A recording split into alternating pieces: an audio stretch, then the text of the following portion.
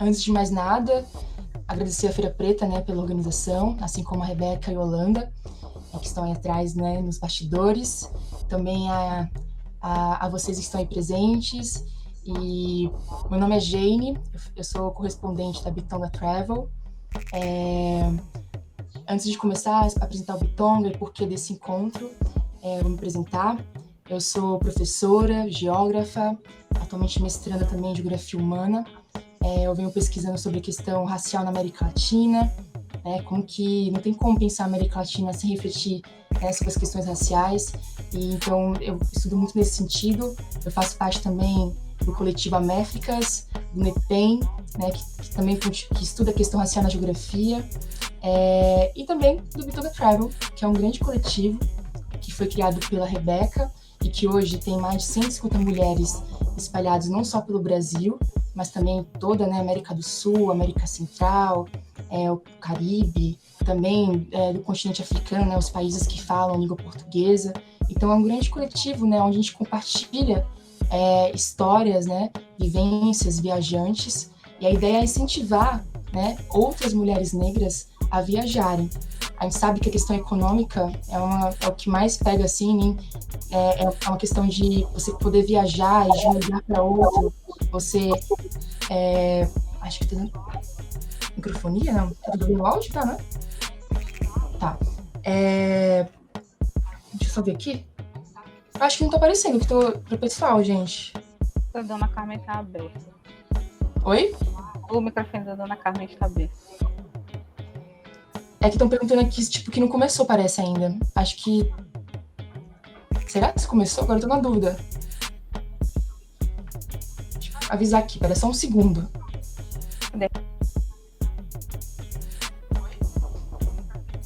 É que como a gente tá compartilhando em várias... no Facebook, no Instagram, no YouTube, se eu não me engano, acho que tá um pouco... A comunicação, não sei se tá, como que tá acontecendo, se tá rolando.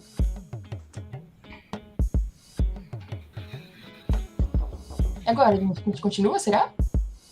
Rebeca não respondeu? Ninguém? Não. Começou, elas responderam. Então, ótimo. Então, continuando, o Bitonga é esse grande coletivo onde a gente compartilha, as nossas histórias. A ideia é incentivar que outras mulheres também viajem. Então, a gente tem site do Bitonga, tem o Instagram, tem o Facebook, e tem também o Spotify, que é o podcast, que sempre sai, algum tema, alguma dica de viagem, tudo que envolve, nossas, trajetórias e viagens é possível encontrar lá, Então, nesse sentido, é um espaço quase um quilombo, Acho que tá dando microfonia, não tá? Tem como fechar o áudio? Da dona Carmen tá aberto o microfone. Eu devo fechar ou vocês fecham para mim? Como que é? Se a senhora fechar no barrinha de microfone que tem na tela. Eu mesma fecho, né? Isso. Tudo bem. Obrigada. Nada. Imagina. Então, o Bitonga nesse sentido. E hoje é um encontro para a gente conversar sobre essas questões, Sobre viagens, sobre trajetórias. Até porque ontem foi um dia muito importante, o Dia da Mulher Negra Latino-Americana e Caribenha, E então, pensando nisso, sim, a gente sabe que a gente vem, de lugares diferentes, países diferentes, Mas a gente tem uma questão ali que nos une. A questão da diáspora, ela é fundamental para a gente entender que mesmo que estejamos de locais diferentes, tem algo que nos une, certo?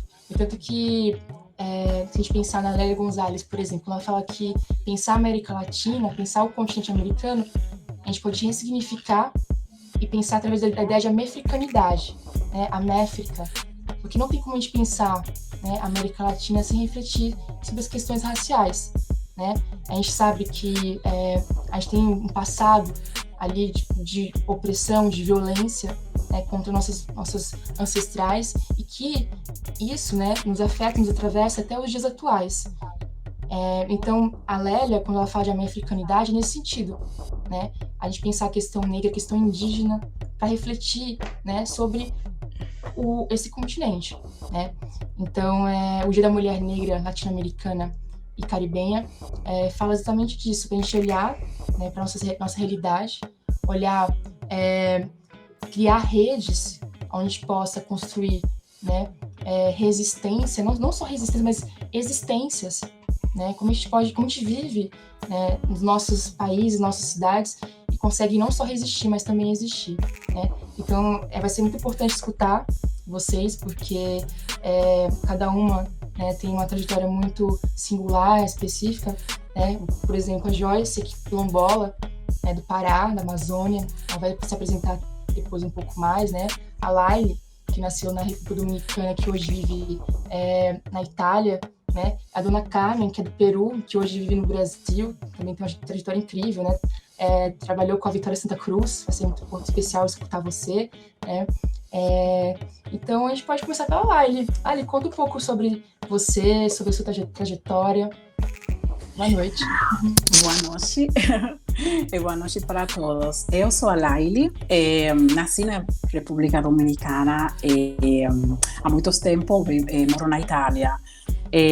Sou uma turismóloga, desculpem.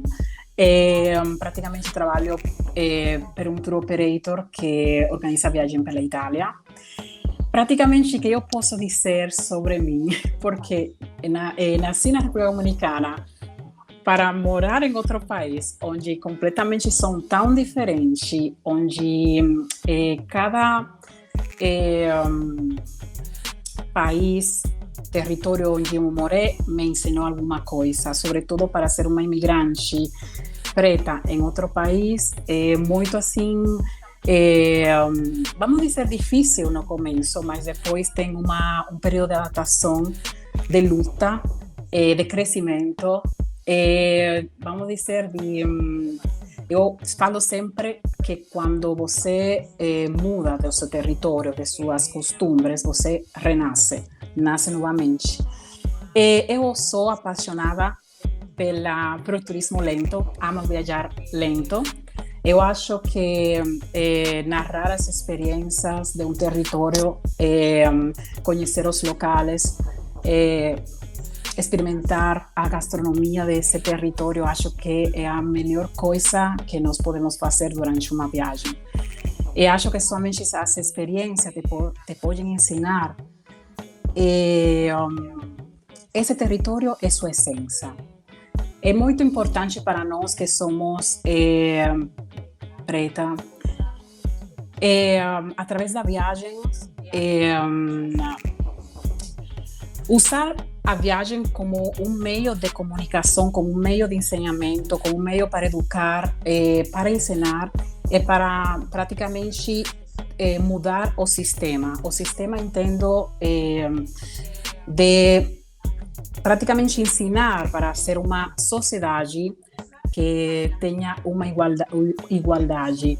Acho que é muito importante. Eu, através de minhas viagens, é isso meu propósito, é isso meu objetivo, é ensinar, é inspirar outras pessoas que, como eu, gostariam conhecer outros lugares, que infelizmente nesse período não podem, pode ser porque economicamente não tem a possibilidade. Eu no começo não tinha a possibilidade, foi muito difícil para mim praticamente viajar, estudar aqui na Itália, me formar em turismo. Eu quero praticamente, como você falou, Jenny, através de minhas viagens, criar uma rede para ajudar outras pessoas, para que fiquem sabendo que na vida tudo é possível. Somente temos que ter a força, lutar e, sobretudo, praticamente criar um networking com outras mulheres que, como nós, gostam de viajar ou gostam de cozinhar ou gostam de outras áreas. Eu acho que é muito importante criar redes, porque como a Bitonga Travel criou uma rede onde eu, através da Bitonga, conheci vocês, outras mulheres que têm essa esperança para conhecer outras pessoas, e pode ser que com o tempo essas pessoas podem aprender de essas pessoas que já viajam. É como praticamente um movimento, como estamos criando. Última coisa que gostaria de acrescentar, muito importante, que o período de agora está mudando. Tem esses movimentos de viagem de mulheres, pessoas afro-latino-americanas, caribenhas, africanas, que estão praticamente fazendo a diferença, que através do talento, o amor por a paixão por alguma coisa, como falei, que pode ser viagens, gastronomia, estão mudando o mundo, estão mudando o sistema. Somente digo isso, não continuem praticamente a pesquisar o sonho, a alcançar os sonhos, porque, como me falou minha avó, nunca deixes de pensar em alto e de voar, porque até que você tenha as alas, você pode voar em qualquer momento. Ou seja, no sentido de que é importante não perder, não ter medo, perder esse medo e começar a lutar por o talento que temos, que pode ser a viagens, pode ser a leitura, pode ser muitas coisas. É para encontrar essa igualdade que estamos lutando para encontrar e para praticamente mudar o mundo. Isso é tudo. Então, esse é meu, como eu falo, é meu motivação de cada dia, meu objetivo para concluir através de minhas viagens. Eu quero praticamente ajudar e transmitir minha paixão e ajudar outras pessoas que gostariam de fazer a mesma coisa que eu faço. Obrigada. A gente agradece, Laili. Obrigada. É aquilo que você traz, né? Criar uma rede, né? Tipo, a gente possa, por exemplo, eu quero, sei lá, fazer turismo. Poxa, conhece alguém? A Laili, sabe? Acho que é isso, é criar formas possíveis, né? Da gente conseguir acessar os espaços, né? E acredito que a Joyce vai trazer uma vivência muito nesse sentido, né, de como que a universidade, por exemplo, potencializou, né, ela conseguir acessar outros espaços e, enfim, ela vai contar um pouco da trajetória dela. Joyce? Oi, gente, boa noite. Vocês me escutam bem agora? Eu acho que agora tá certo. Mandem aí, galera, se vocês estão escutando bem aqui. Bom, gente, eu sou a Joyce, eu tenho 23 anos, eu esqueço agora, eu tenho 23 agora. Eu tenho 23 anos, eu sou quilombola, eu sou de Santarém do Pará, diretamente do coração da Amazônia. Estou terminando o curso de Gestão Pública e Desenvolvimento Regional na Universidade Federal do Oeste do Pará, UFOPA. Eu sou pesquisadora, produtora cultural, mobilizadora social, contadora de histórias e 3 pontinhos mais, que tem muito mais coisas por aí. Mas eu pesquiso, principalmente no TCC, muito presente sobre o protagonismo das mulheres quilombolas para a resistência cultural e territorial dos seus quilombos.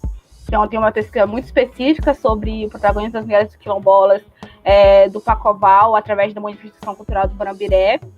O Pacoval é um quilombo vizinho aqui de Santarém, fica no município de Alenquer, e ele tem uma manifestação cultural chamada Dança do Banabiré, que é uma dança de origem africana, e que é o centro da comunidade, da cultura da comunidade, muito importante para ter formado essa consciência africana, de origem africana, afrodescendente dessa comunidade. Também foi muito importante para a influência da conquista do título do Pacoval, né, em 20 de novembro de 1996, tornando o segundo quilombo a ser titulado no Brasil.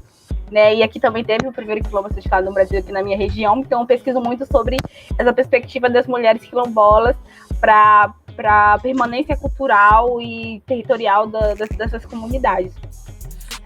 Falando um pouco mais da minha experiência enquanto viajante, eu comecei a viajar através da universidade mesmo. Isso foi lá por volta do, acho que foi quarto semestre, isso, quarto ou quinto semestre.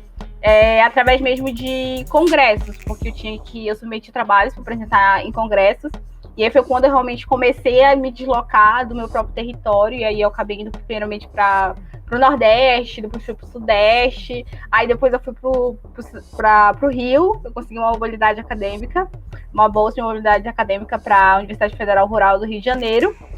E em 2019, também no mesmo ano, eu consegui uma bolsa de intercâmbio para a Universidade de Havana, em Cuba. Era meu sonho conhecer Cuba, era meu sonho de criança, na verdade. Eu era apaixonada por salsa. E eu falei assim, meu sonho conhecer Cuba. Mas essa viagem foi muito na perspectiva mesmo de conhecer, pesquisar sobre o sistema de saúde pública de educação de Cuba, que é referência na América Latina. Eu tinha muita curiosidade para saber sobre isso. Tem até um artigo publicado, tá, gente? Foi aceito, quem quiser ler sobre o resultado dessa pesquisa do sistema de educação de Cuba, da experiência que eu aprendi lá também. Tá na revista Educa Amazônia. Depois eu posso mandar um link também. E também foi uma experiência que eu acabei também me conectando com a diáspora na América Latina com Cuba também, né? Isso foi muito interessante em relação à viagem.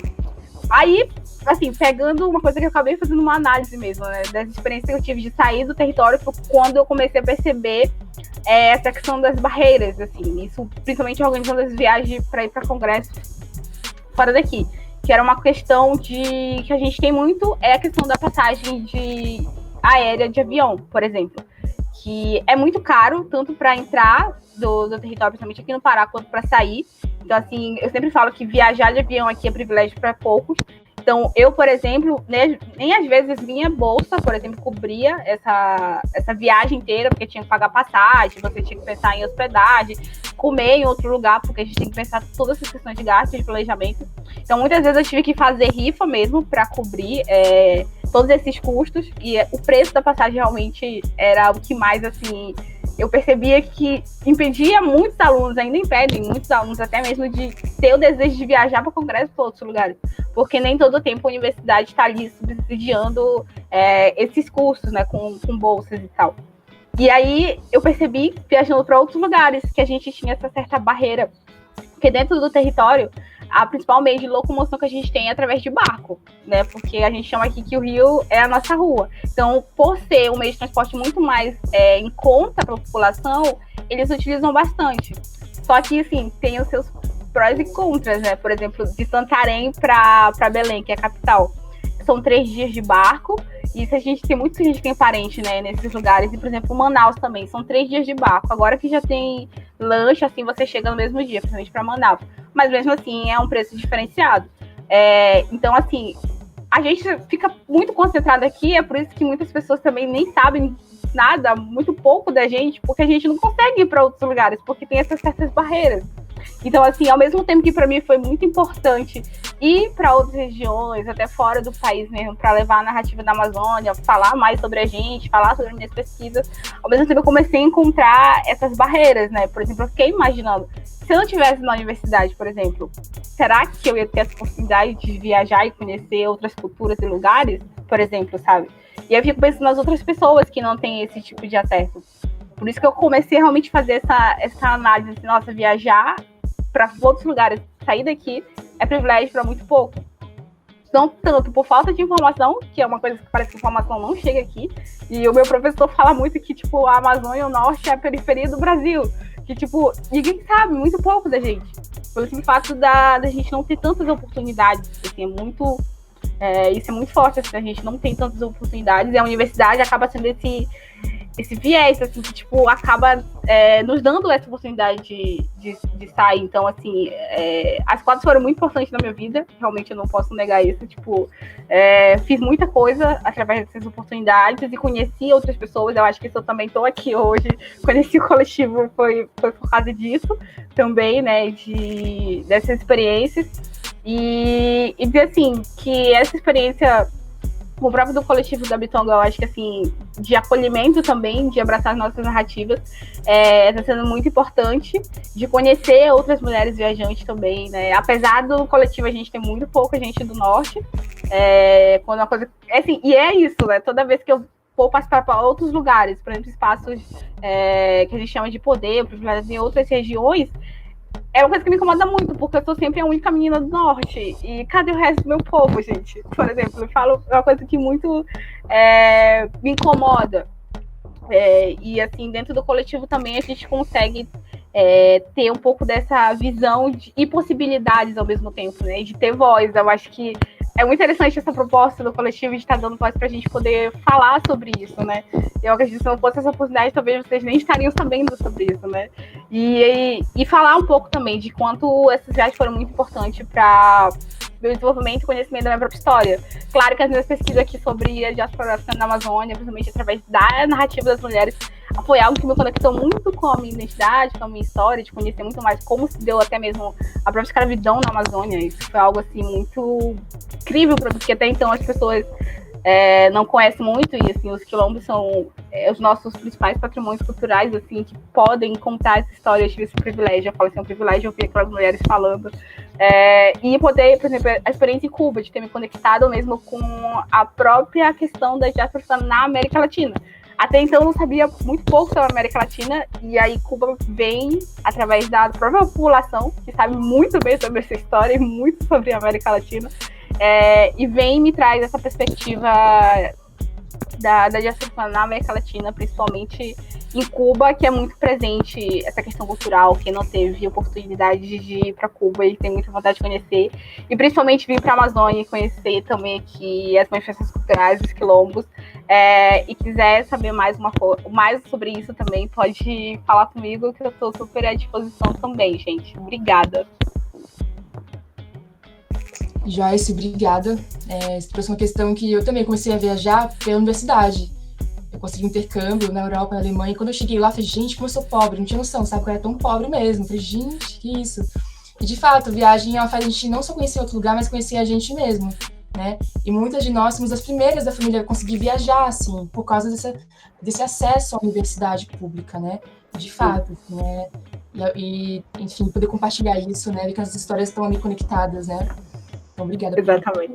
Uhum. Nós temos aqui a Dona Carmen, incrível, do Peru, né, que mora aqui em São Paulo. Dona Carmen, por favor. Um grande prazer ter você aqui.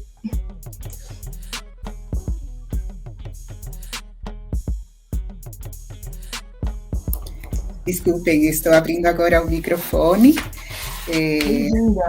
Eu me sinto muito, muito grata e muito contente pelo convite para participar com vocês e para ser parte de um colóquio que realmente é muito importante para nós, como grandes, digamos,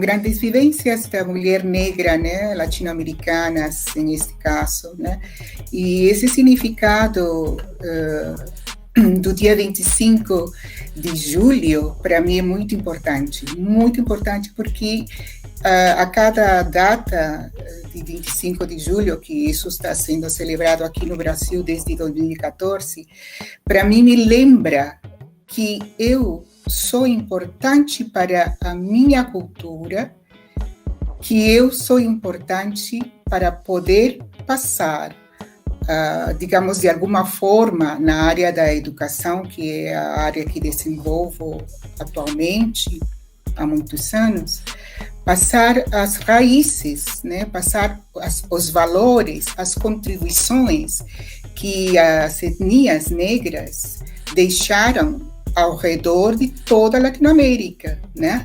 Então, para mim, é muito importante estar aqui com vocês e relatar um pouquinho da minha experiência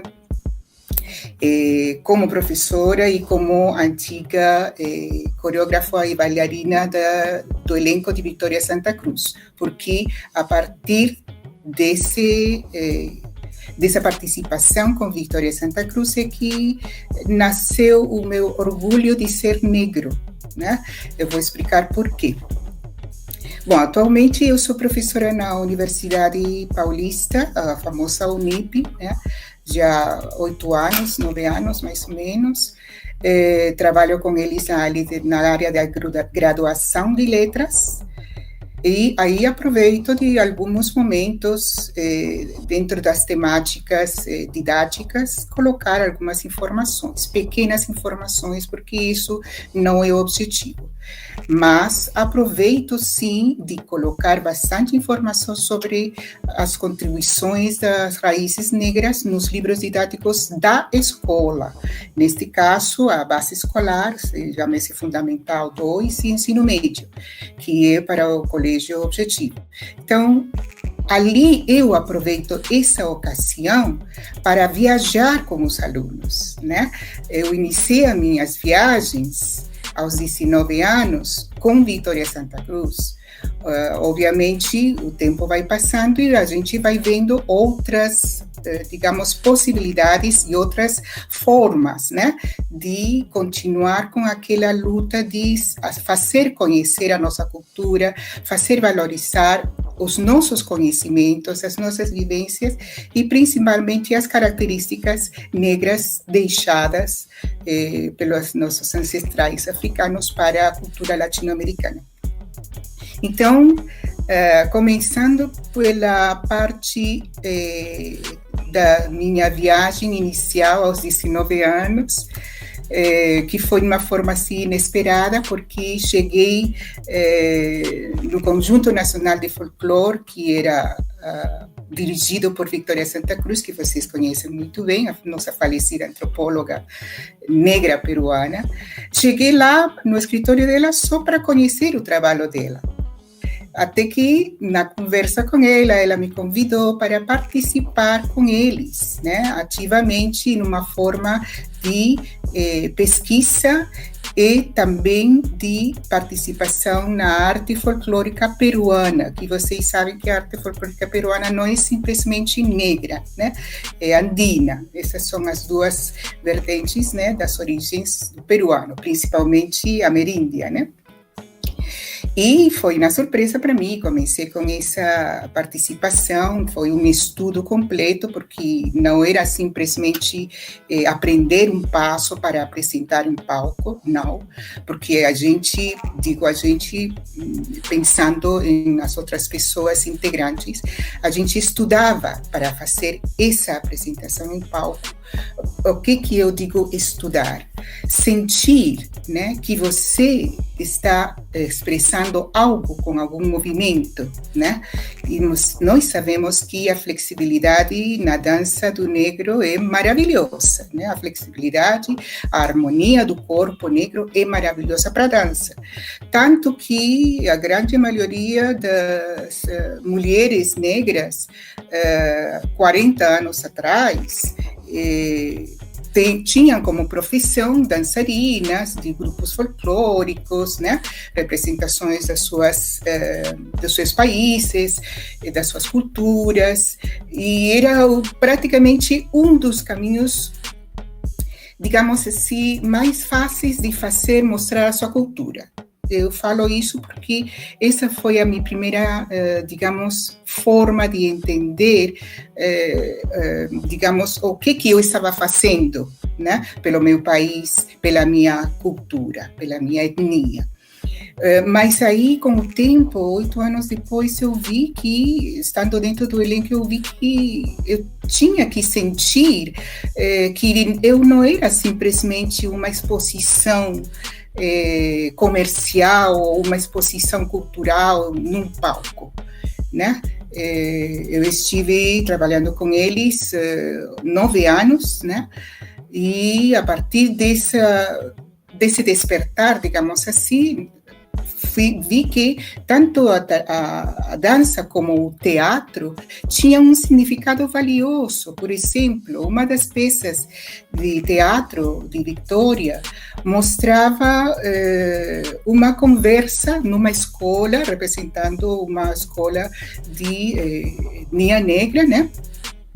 Onde uma criança perguntava para o professor: mas professora, por que nas notas musicais as brancas equivalem a 2 negras? Essa foi uma forma de refletir sobre esse conto que tem tudo a ver com a nossa realidade. Na vida real é isso. Uma nota branca, nota musical branca, equivale a 2 negras. E isso foi uma coisa, digamos, implícita na hora de colocar esse assunto, esse tema, esse pequeno diálogo numa peça de teatro, né, de cultura negra, para refletir a sociedade, né, para refletir os participantes que estavam ouvindo um relato, uma vivência, uma cultura, digamos, também pensar o que ela quer dizer com isso? É uma reflexão, né? Então, esse é um exemplo que eu encontrei lá com esse despertar. Não é à toa que a gente está fazendo teatro. Por quê? Isto porque no Peru, que sabemos tem 10% da população negra, né? Eu comparei com o que acontece aqui no Brasil, né? Nós sabemos que 53% da população negra está em luta há anos, décadas, né? E quando eu realizei a minha primeira viagem com o elenco de Vitória, foi aqui para o Brasil. Eu vim aqui com o elenco do Brasil 3 vezes. Foi nessa terceira ocasião para festivais que mostravam o teatro e a dança negra de diversos países latino-americanos, né? Não somente aqui no Brasil, mas também em outros países da Latinoamérica, como Cuba, né? Que, como Joyce comenta, é muito rica, é verdade. Aprendi muito sobre as raízes, o comportamento, a luta do cubano na sua, digamos, essência. Então, nessas oportunidades que eu via diversas pessoas de diversos elencos negros, né, mostrando a sua cultura, tentando ser entendidos, algumas das pessoas do palco só viam o elenco como um elenco de exposição comercial, exposição cultural, mais nada. Isso doeu muito. Então, a partir do tempo em que transcorreu, que eu fui para a área da educação a partir da graduação, começando pelos escolares, muitos anos antes de lecionar a graduação, estive com a educação básica, me propus, né? Por que não colocar essas origens, essa contribuição, que não é só no corpo, não é só na gastronomia, é também na língua, né? Na língua, a partir dos livros que eles tinham, mostrar para eles, introduzir nas aulas deles o que há da língua, né? Da língua, digamos, neste caso a espanhola, né? Que da Latinoamérica no geral, o que foi contribuído na língua dos africanos, ou seja, o que os africanos, as etnias diversas africanas, trouxeram para a cultura latino-americana, entre este espaço, os hispanofalantes. Palavras importantes, né? Como, por exemplo, tango. Né? A palavra tango, que quando a gente menciona tango, só pensamos diretamente na dança. E não é bem por aí. Né?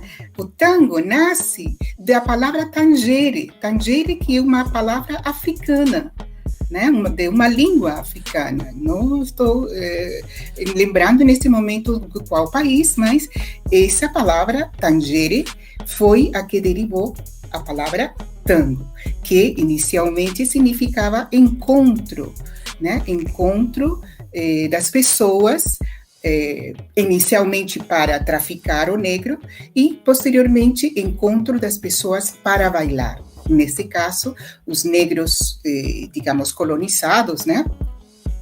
Ou escravizados que se reuniam em algum espaço para bailar.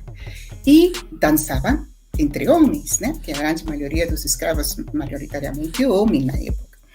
Então, essas pequenas histórias, eu sei que entre digamos, as nossas participantes, nossas colegas participantes, temos contadoras de histórias, né?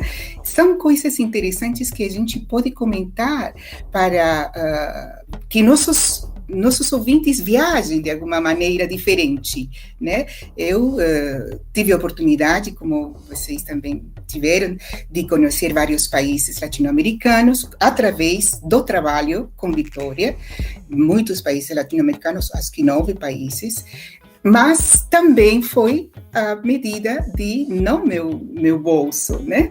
Foi como, digamos, a verba do trabalho. Então, isso facilitou o meu despertar, né? Por outro lado, depois que terminei esta convivência com Vitória, decidi, antes de eu sair do elenco, eu decidi vir ao Brasil. Por quê? Porque o Brasil tem o potencial, o maior potencial dos países latino-americanos. É uma realidade, embora estejamos passando por adversidades econômicas diversas atualmente, mas quando eu visitei nessas 3 ocasiões anteriores, era uma beleza, era uma maravilha. As pessoas de classe CD podiam viajar, era uma realidade. Isso eu vi na cultura brasileira, isso década de 80, 90. Mas a minha vinda aqui não foi à toa. Eu decidi vir porque eu queria me sentir mais lutadora com as pessoas que, através do elenco e dos diversos países, consegui conhecer aqui no Brasil, lutadoras de mostrar a cultura e a contribuição do negro, né, em Latinoamérica.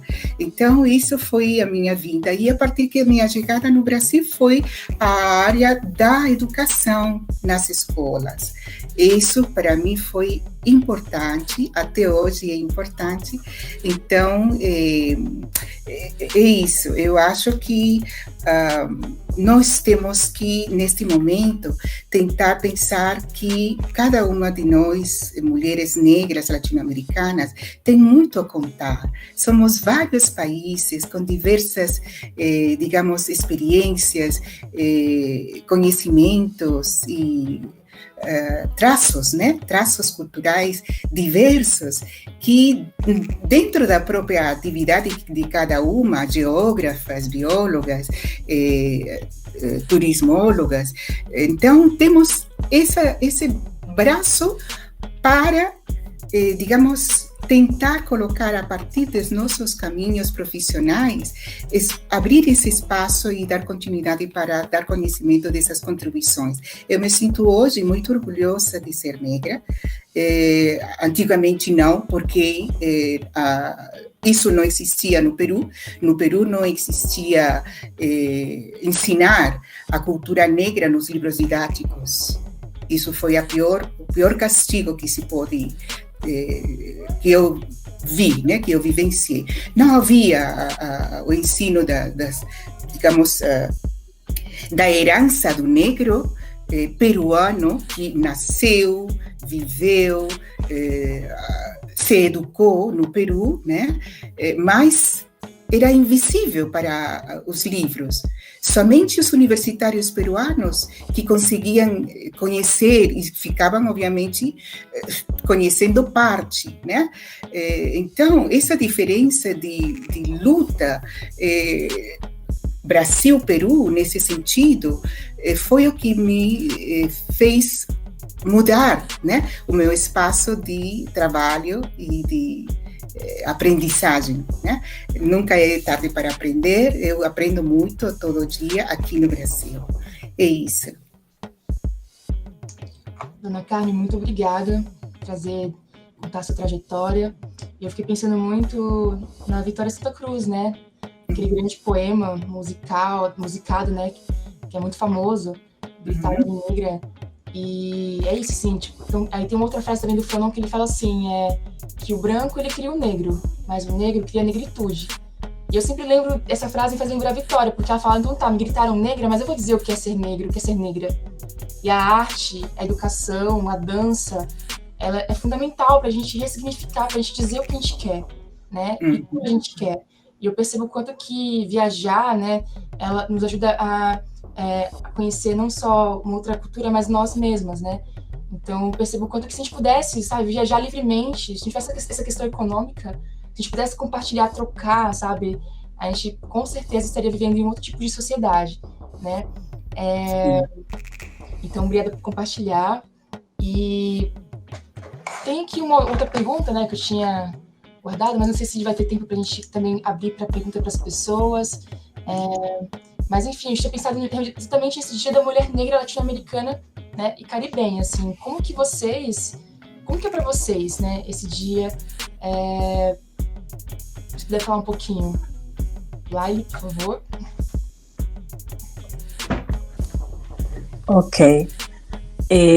Para mim, olha, eu, como falou Carmen, eu sou super orgulhosa de ser preta, negra, de ser caribenha, porque acho que é um presente de Deus, porque eu sempre falo assim, eu não sou negra, eu sou um ser humano.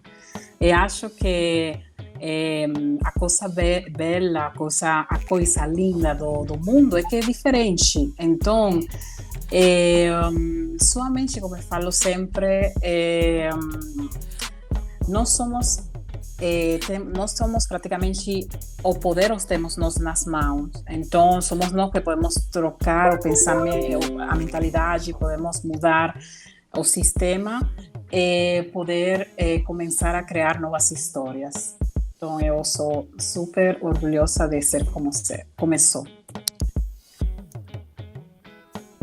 Obrigada. É de você, Laine. Joyce. Oi, vocês estão me ouvindo bem? Vou fazer o teste aqui. Nossa, esse dia, ainda bem que ele existe, né? Isso é muito da narrativa da Dona Carmen, que ela traz, até um pouco da Laine, de como essa contribuição que as mulheres negras latino-americanas têm, sabe? Justamente para essa questão da manutenção, preservação, cuidado da comunidade, que tem muito disso. Elas são especiais. Ontem, não foi ontem exatamente, mas acabei escrevendo mais ou menos um texto sobre isso, trazendo muito essa perspectiva das mulheres quilombolas, de quanto elas são especiais.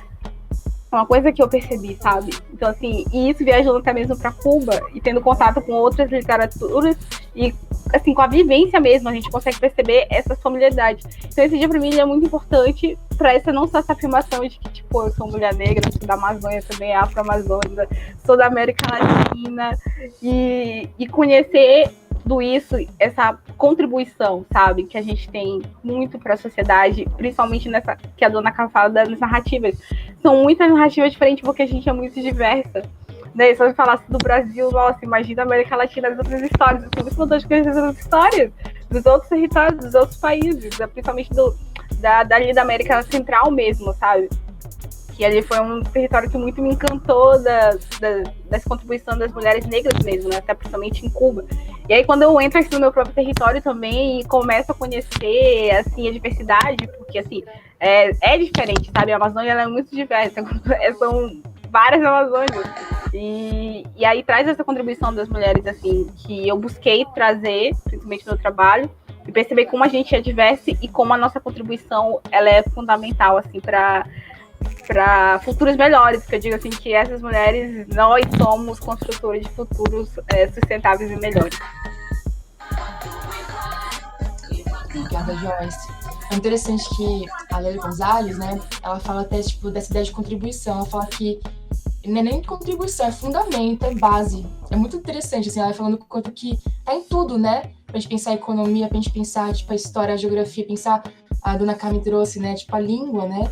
A Lélia fala do português, por exemplo, não é nem português, é pretuguês, porque o português é um grande, tipo, né, tem conexões com outras línguas também, é indígena, várias línguas indígenas, né, a gente pegar várias palavras, assim como acontece no espanhol também, né, então é bem assim, eu acho interessante esse texto da Lélia, ela escreve em 1988, né, é um texto chamado de Categoria Político-Cultural da Minha Africanidade. É um texto de 8 páginas, mas que toda vez que eu leio, gente, juro, eu falo, gente, como que eu percebi isso antes? É um texto muito profundo, assim, sabe? Pra gente compreender a diáspora. E eu, escutando vocês, eu percebo muito isso, assim, sabe? Quanto que as nossas histórias estão ali, sabe? Tipo, de fato, alinhadas mesmo, né? Historicamente. E como que a gente olha pra isso, né? Tipo, e consegue ressignificar e se reinventar mesmo em condições tão difíceis, né? Por exemplo, que a gente está vendo hoje, a população mais afetada pela Covid é a população preta, a população indígena, né? Então, como que a gente, né, resiste, né, e existe nesse contexto tão difícil. Mas, enfim, e para você, Dona Carmen, como para você esse dia da mulher negra latino-americana e caribenha? É realmente, como eu tinha citado anteriormente, cada 25 de julho para mim é muito significativo porque me faz lembrar, né, do valor que eu posso passar para as pessoas desconhecedoras das contribuições da cultura negra, principalmente da mulher. Então, a partir desse sentimento particular, eu penso, né, na perspectiva das mulheres negras peruanas, por exemplo, né? Hoje em dia tem alguns órgãos no Peru de instituições ou seja, órgãos de mulheres negras, acompanhados também com homens negros, né, que estão lutando pela igualdade dos direitos humanos, né? Então, nessa busca, a gente está precisando ter essa, digamos, essa presença, né, nas diversas áreas da sociedade, não somente na gastronomia, na dança, em todas as áreas, digamos, de conhecimento, porque nós já comprovamos que o QI, né, que a gente fala, está todos por igual, né? Depende das oportunidades que cada um de nós receba. Essas oportunidades, obviamente, se dão com o caminho que a gente procure buscar para ter maior educação, porque é a educação que vai nos dar a oportunidade de passar nosso valor, nossa cultura negra para o resto das etnias, digamos assim. No caso do Peru, a etnia indígena era prevalecedora nos livros, não a cultura negra. Não havia isso. Aqui no Brasil tem. Então, hoje em dia, essa perspectiva da mulher negra peruana está em busca disso, de dar mais abertura, mais visualização à contribuição da cultura negra no Peru, por exemplo, no caso, né? Então, para mim é muito importante essa data porque me faz lembrar essa luta.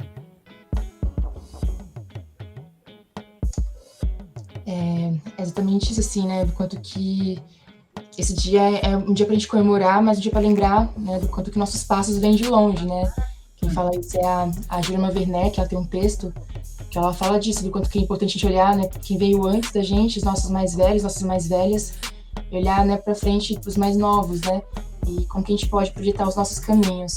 E aí quando a gente olha a luta do Peru, da República Dominicana, ou até aqui no Brasil, tipo, quando a Joyce fala do Pará, é um outro universo, assim, né?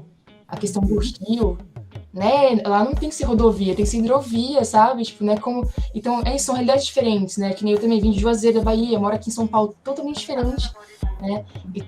Então, diásporas, dentro da diáspora, e aí... me avisaram aqui que o tempo vai acabar da live, a gente sai e volta. Agora que eu lembrei. Senão vai cair aqui. Vamos sair? A gente vai ter que sair, aí você volta. E... Tá. Oi? Ok. Vou fechar, então? Tá, então, pessoal, fica aí, a gente já volta, 1 minutinho, 2 minutinhos, que a gente fala um pouco mais, aí acho que abre para algumas 2 perguntas, depois a gente conclui. Mas uma coisa que a gente consegue ver as pessoas, né? Mas já volta, pessoal. Não saem daí, galera. Eu fico aí. Voltamos.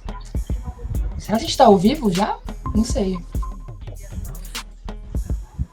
Estamos online. Não? Não sei. Agora. Cadê o Prates? Prates, tá por aí? Porque eu praticamente entendi mal a pergunta final. Não. Vocês Eu já falei, estão não. online, tá bom? Estamos online? Okay. Puxinho. Pessoal, boa noite de novo, voltamos. Essas questões, né, desse nova realidade online. Uma coisa que a gente pode, né, se ver pessoalmente, gostaria muito de estar com vocês pessoalmente, mas também é uma forma de acessar outras pessoas, né. Enfim, alguém tem alguma pergunta, queiram fazer? A Rebeca e o Holanda estão por aí, né, nos bastidores. Inclusive, né, tem uma galera por trás, né, da Feira Preta. Muito obrigada, assim, por esse apoio. E a Vitonga, né, as meninas aí atrás, Rebeca e Holanda. E vocês que estão aqui, né, com a gente. eu ver se tem alguma pergunta. Peraí. Conteúdo aqui pra você. Tá. A gente tá esperando, caso alguém tenha alguma pergunta. Bom. Deixa eu ver aqui também.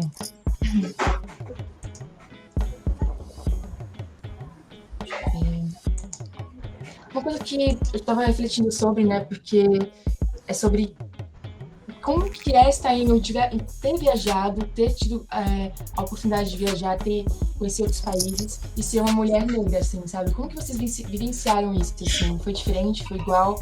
Como que isso atravessou vocês? Porque eu lembro que quando eu viajei para Bolívia, né, eu fui muito curiosa, porque as pessoas não sabiam de onde eu era. Ficavam perguntando, você é da onde? Brasil ou Colômbia? Eu falei, gente, isso foi em 2012. Eu falei, caraca, como que é a Colômbia? Eu não sabia como que era a história da Colômbia. Aí eu fui estudar, né? No entanto que hoje no mestrado eu estudo a Colômbia, porque isso mexeu tanto comigo que eu falei, não, preciso entender, né, a história da Colômbia. E aí, acho interessante isso, assim, sabe? Como que nosso corpo, de fato, é um documento, assim, né? É um território, né? Tipo, nosso corpo é memória. Então, eu fiquei me perguntando como que foi pra vocês, assim, sabe, gente? Vivenciar, né, ter essas experiências, essas trajetórias e ser uma mulher negra. Se puderem falar um pouco enquanto as pessoas mandam perguntas. Quem começa? Pode falar aí. Ok. Olha, para mim, eu cheguei na Itália quando eu tinha quase 18 anos.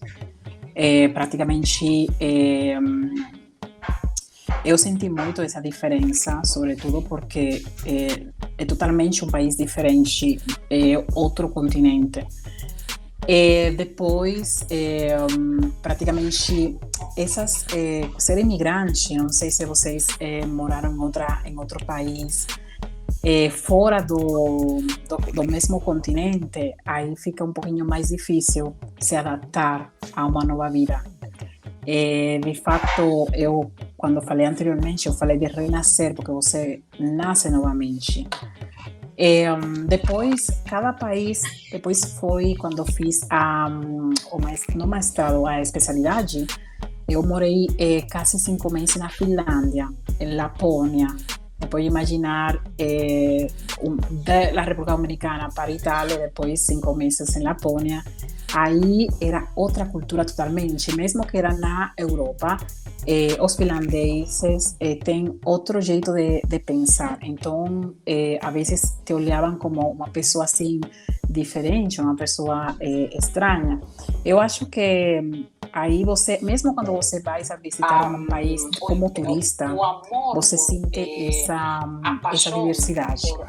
É uma coisa que infelizmente ainda existe, ou seja, que você pode ir como uma preta viajante em um país e pode ir outra pessoa de outra etnia, e a diferença praticamente acontece que você o comportamento, o tratamento que faz com você é um pouquinho diferente.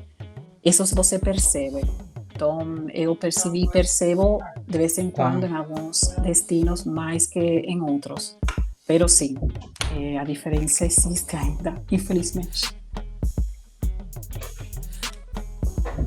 Sim, nossa, isso é muito forte, né? Porque é isso, tipo, as pessoas sabem como você não é daqui, né? Quase isso. Imagina uma pessoa negra italiana, o que ela passa todo dia, né? De escutar, por exemplo, né? De você que não é daqui, como assim, né? Então, enfim, é muito, muito pesado mesmo. E pra você, Joyce, como que foi? Essa pergunta é muito interessante, gente. Eu tive várias descobertas com isso, sabe? De verdade. Tenho experiências tanto no Brasil e quanto em Cuba mesmo. Eu não sei se eu começo primeiro, mas eu vou começar com essa de Cuba, que foi a mais interessante pra mim. Cara, eu tava. Sim, em Cuba, eu passei um mês lá, realmente vivendo vida de cubano. E essa foi a parte mais interessante. Porque as pessoas na rua, elas não diziam que eu era brasileira. Elas me paravam na rua pra perguntar alguma coisa, mas elas já sacavam, cara, que assim, eu não falava tão bem espanhol, praticamente nada. Eu aprendi lá, entendeu? E aí sacaram assim, que eu não era cubana pelo sotaque, pela não sabia falar a língua. Mas assim, de resto, eu lembro o nome dela e falei assim, nossa, mas eu jurava que tu era cubana.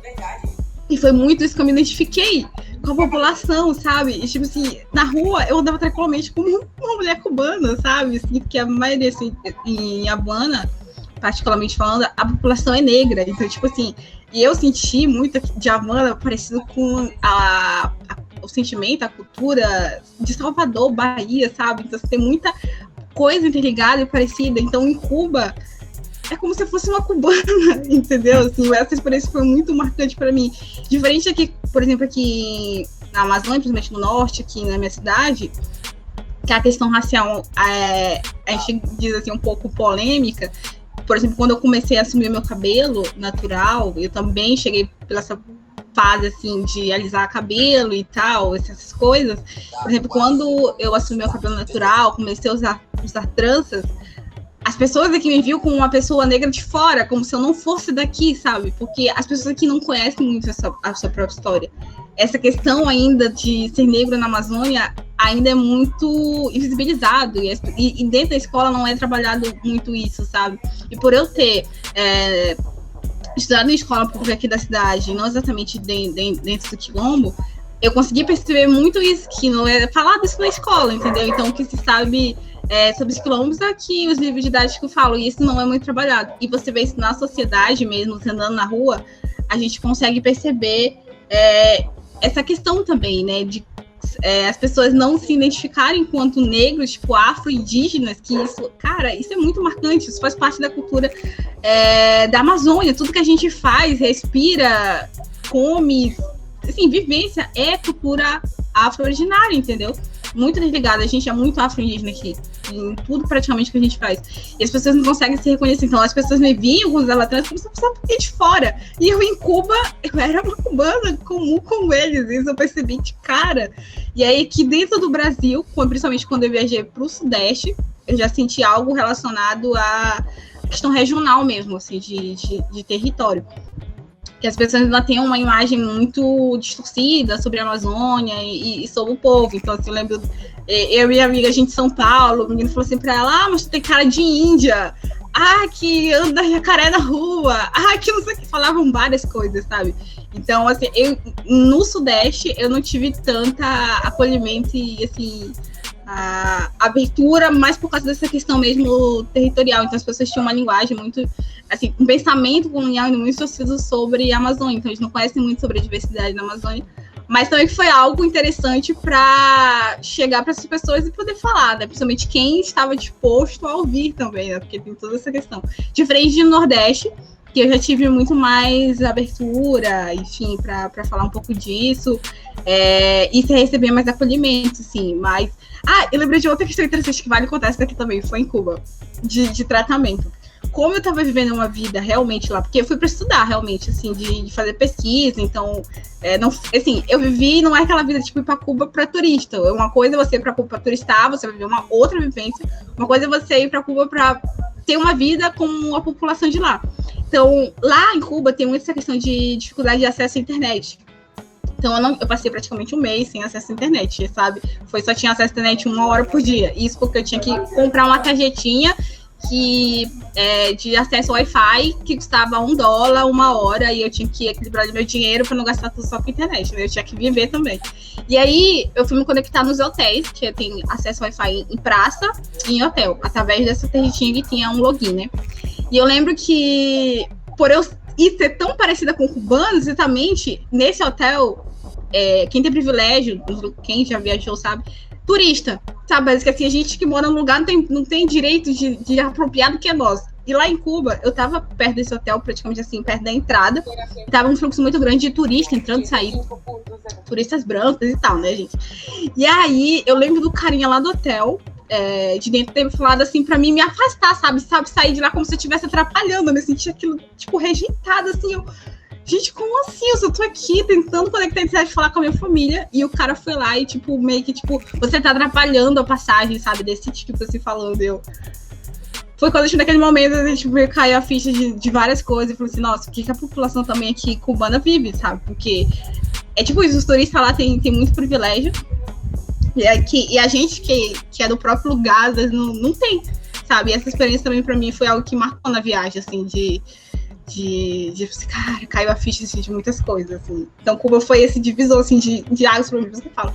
Essa experiência é muito incrível para me perceber esses pigmentos, essas questões mesmo da questão racial mesmo. E foi muito bom eles me abraçarem como como afro-cubano, assim. E foi muito interessante isso.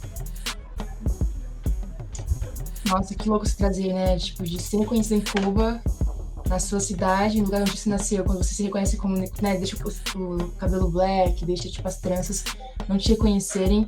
Isso é muito louco, como que a questão como a gente enxerga, né, como a gente lida com o nosso corpo, com a questão racial, vai interferir diretamente, né, em ser aceito ou não, sabe? Isso é muito profundo, né? E aí... Não, e as pessoas te olham com estranhamento na rua, que era isso que eu senti aqui quando eu saí. As pessoas me olhavam com olhar de estranhamento. Diferente como foi em Cuba. Sim. Já era natural, sabe? Sim. Nossa, muito profundo. E Dona Carmen, para você, essas experiências, como que foram?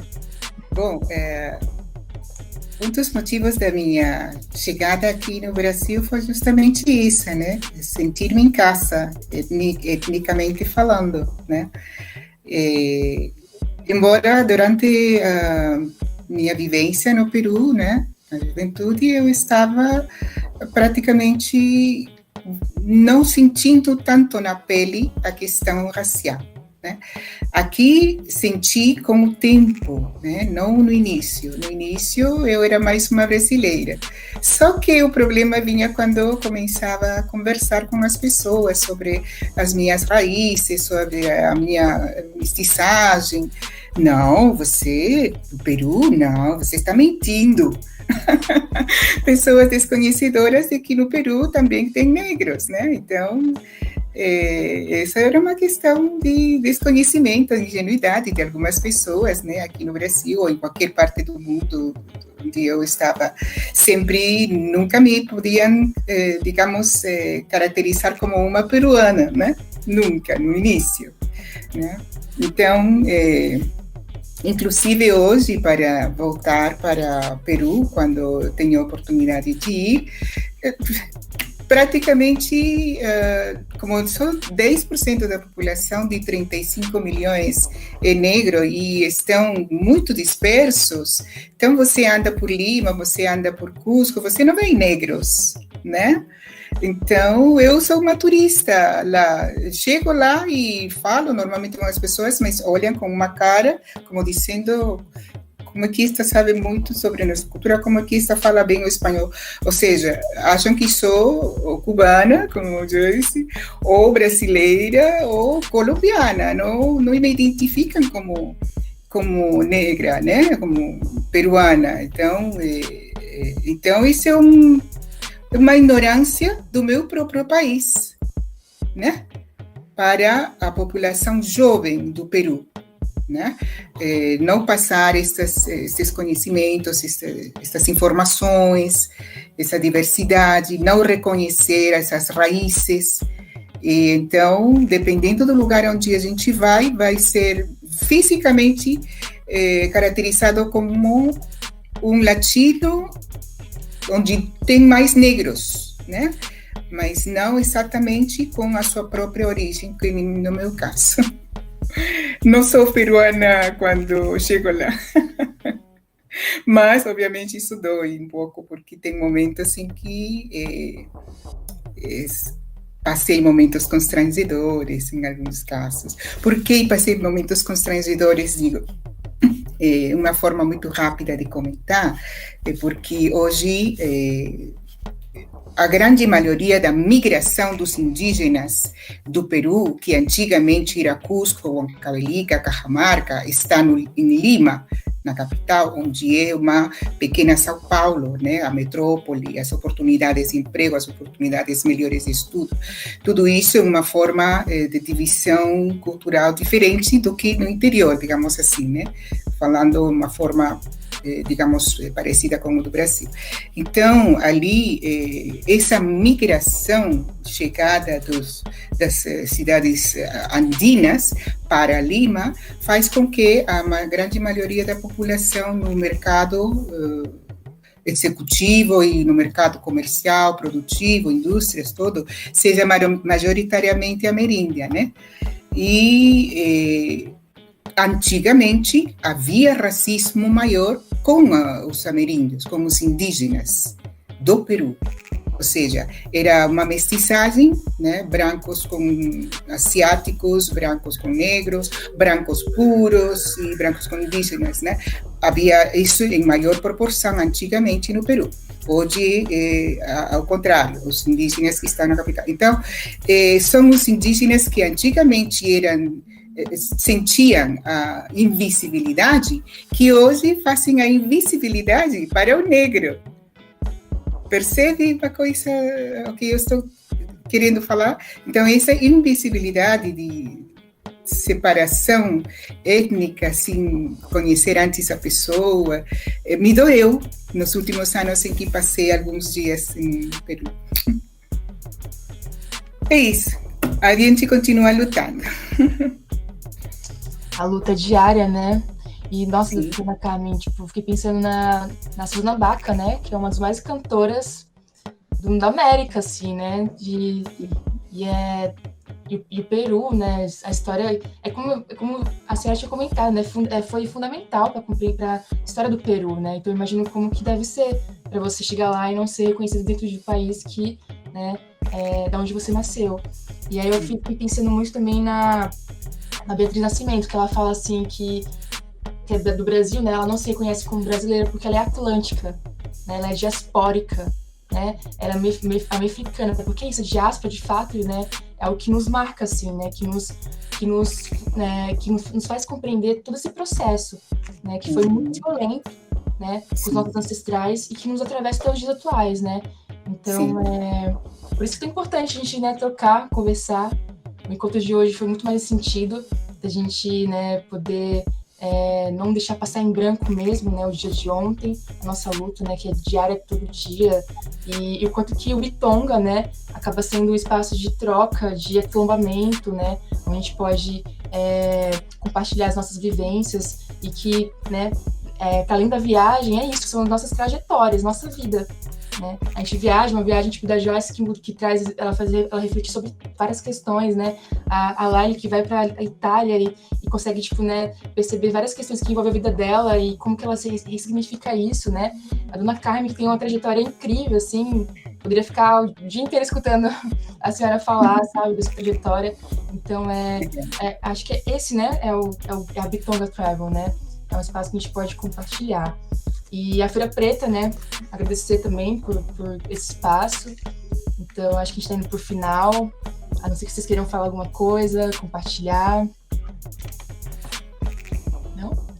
Só agradecer, né, pelo convite e realmente agradecer. Gente, rapidinho aqui, porque o pessoal aqui da casa está falando alto. É o novo, né, esse... lá no online, né? Eu tenho uma cachorra aqui, hoje foi um milagre, mas geralmente ela pula aqui, ela late. Falei, nossa, hoje ela ficou quietinha até, mas esse mundo online, né? Desde que essa pandemia. Voltei, mano, porque. Ó, gente, desculpa, família. Não se preocupa. Mas assim, agradecer a Bitonga, a Rebeca, a Feira Preta, por tudo realmente. E dizer que foi uma experiência incrível realmente compartilhar com vocês. É sempre muito incrível compartilhar com vocês, ouvir as outras histórias. Eu participei em outro momento também falando sobre essa questão com uma outra galera e também foi muito bom conhecer outras histórias. E só agradecer a galera que ficou até o final com a gente, ouvindo a gente. E qualquer coisa, estamos aí. Depois a gente compartilha as nossas redes para trocar também, gente, porque essa troca continua. Também agradeço a oportunidade do Bitonga Travel e a Feira Preta por este momento único, né? Porque realmente tem várias vertentes para juntar pessoas com vivências diferentes dentro da nossa luta por nos fazer mais conhecidas pela nossa capacidade, né? Então, eu agradeço muito a todos vocês também. Gostei muito de conhecê-las e espero tê-las novamente em outra oportunidade. Obrigada. Vamos virar amiga, Dona Carmen. Também. Obrigada. Eu gostaria só de agradecer a todos vocês. Acho que é muito interessante esse espaço porque nos permite narrar nossas histórias e acho somente contando nossa história, podemos inspirar outras pessoas, sobretudo essas pessoas que estão vivendo por situações não fáceis, para motivá-las para, sabe, para lutar. Mais somos, mais podemos mudar o sistema, a mentalidade. Obrigadas, meninas, muito prazer de conhecê-las. Também as meninas de Bitonga Travel, Feria Preta, e a todas as pessoas que ficaram até agora nos escutando. Obrigada e graças de coração. Vamos fazer assim, então, né? Graças de coração. Obrigada, pessoal, Feria Preta. Obrigada por estar aí atrás do fez o link, né? A Yolanda, Rebeca, e todo mundo está assistindo. Uma boa noite e valeu, pessoal. Um abraço. Tchau, gente. Até a próxima. Até a próxima.